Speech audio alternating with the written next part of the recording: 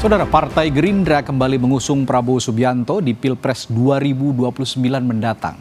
Prabowo menyatakan bersedia maju sebagai capres lagi jika program-program di periode pertama pemerintahannya berhasil diwujudkan. Kongres luar biasa Partai Gerindra Kamis pekan lalu tetapkan Prabowo Subianto sebagai calon presiden 2029. Merespon keputusan Partai Gerindra tersebut, Prabowo menyatakan bersedia dicalonkan lagi jika program-program di periode pertama pemerintahannya berhasil.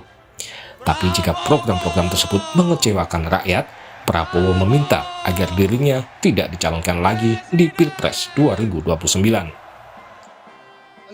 Memang sebetulnya aneh, baru 100 hari bekerja sudah dipaksa untuk mau dicalonkan tahun 2029. Saya katakan, kalau program-program saya tidak berhasil, tidak perlu saudara calonkan saya terus. Saya kalau mengecewakan kepercayaan rakyat, saya malu untuk maju lagi.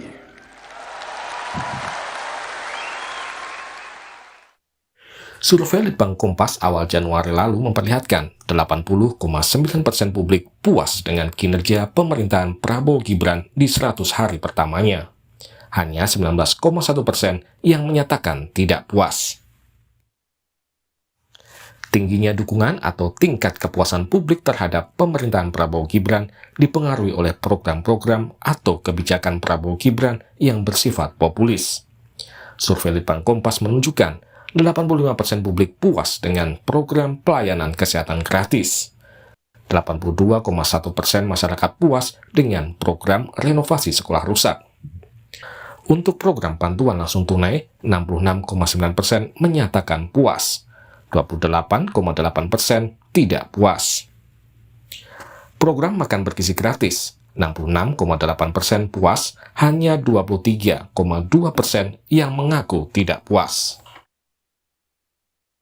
Survei Litbang Kompas juga memotret ada beberapa program Prabowo Gibran yang mendapat tingkat keyakinan terendah. Di antaranya, program penyediaan 3 juta rumah untuk warga miskin dan TNI. Hanya 60,4% yang yakin akan terrealisasi. 34,6% publik tidak yakin.